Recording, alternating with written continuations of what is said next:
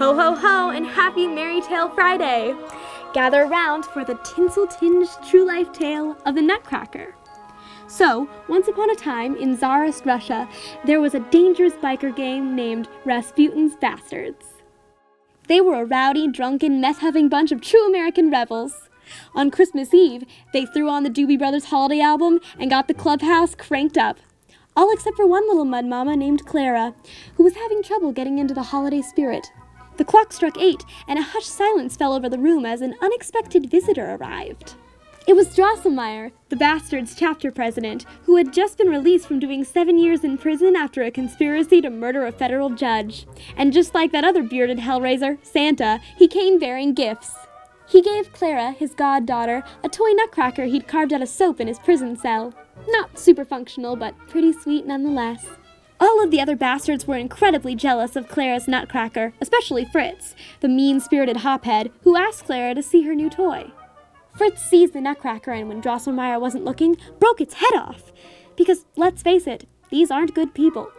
Clara wrapped the broken toy in an old do-rag and placed it under the tree, crying as she went to bed.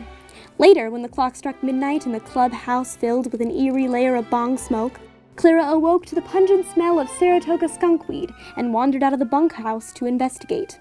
She couldn't believe what she saw, a rumble between a rival gang of biker mice and the Bastards' own gingerbread brigade. The air was thick with the smell of blood, not to mention cinnamon.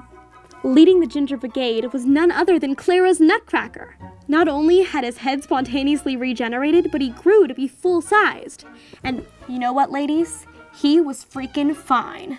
Like a Yuletide Hemsworth brother.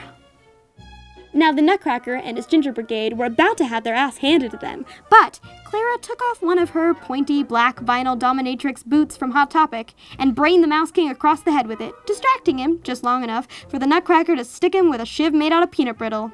A hash lesson in Badass University's premier course, Street Justice 101. After the Ginger Brigade claimed their victory, the Nutcracker was so thankful he whisked Clara away to Atlantic City to celebrate. For entertainment, they took in a cabaret performance by the Sugar Plum Drag Queen, which resembled an animated music video of Barry Manilow's 1978 hit, Copacabana.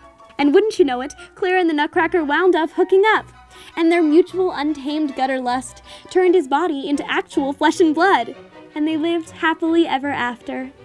At least until Fritz was revealed to be an undercover DEA agent, and they all went to prison. I knew there was a reason I hated that guy. The end, and Merry Christmas. Come back next week where you'll hear the story of the baby New Year and his uncomfortable encounter in the locker room at Penn State. Hello, hope you guys enjoyed that Fairy Tale Friday. I want to let you guys know that we have a t-shirt designing contest that you can enter to win. All the links and information will be down in the description box. The winner will have the design distributed throughout the entire Fairy Tale Kingdom and the internet so we can all buy one. Happy designing!